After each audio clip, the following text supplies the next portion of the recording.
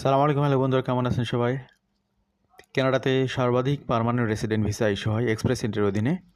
Economic immigration ক্যাটাগরিতে express entry খুবই গুরুত্বপূর্ণ একটি গেটওয়ে পিআরের জন্যে।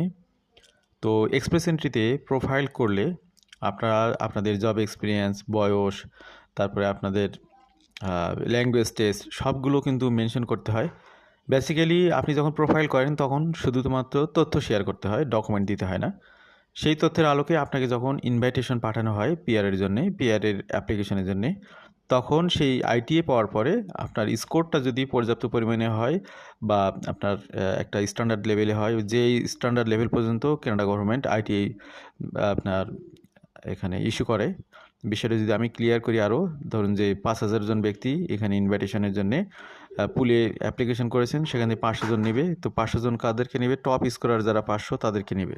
তো সেক্ষেত্রে আপনার স্কোরটা যদি সেই টপ লেভেলের 500-এর মধ্যে থাকে তাহলে কেবল আপনি আইটিএ পাবেন, আদারওয়াইজ কিন্তু না।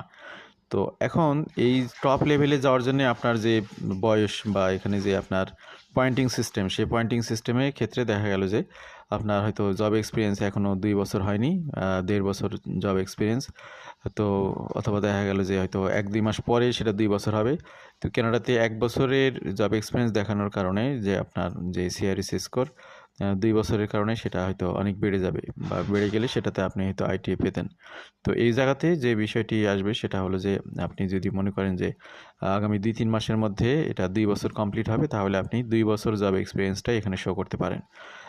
এক্ষেত্রে কারো যদি 1 বছরে থাকে তাহলে সেটা তিনি 2 বছর দেখাবেন, কারো 2 বছরে থাকলে 3 বছর দেখাবেন। মোট কথা যে 2-3 মাস গ্যাপ যদি থাকে তাহলে 2-3 মাস গ্যাপটাকে হাতে রেখে আপনি এখানে ফুল টাইম জব এক্সপিরিয়েন্স দেখাতে পারেন। কী কারণে?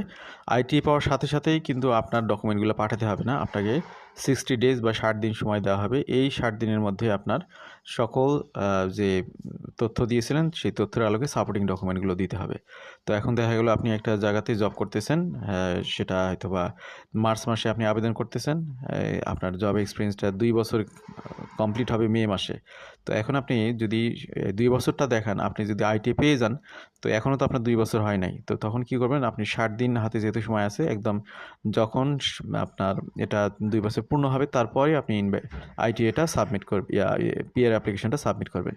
এই প্রক্রিয়াতে আপনার স্কোরটা বর্তমান সময়ে কম হলেও আপনি এক্সপিরিয়েন্সটাকে এস্টিমেট ধরে যে এটা জাস্ট অল্প 2-1 মাসের মধ্যে এটা বেড়ে যাবে, সেটাকে বেস ধরে আপনি এখানে হাই লেভেলের পয়েন্ট পেতে পারেন এবং সেটার মাধ্যমে আগাম আপনি ইনভাইটেশন পেতে পারেন।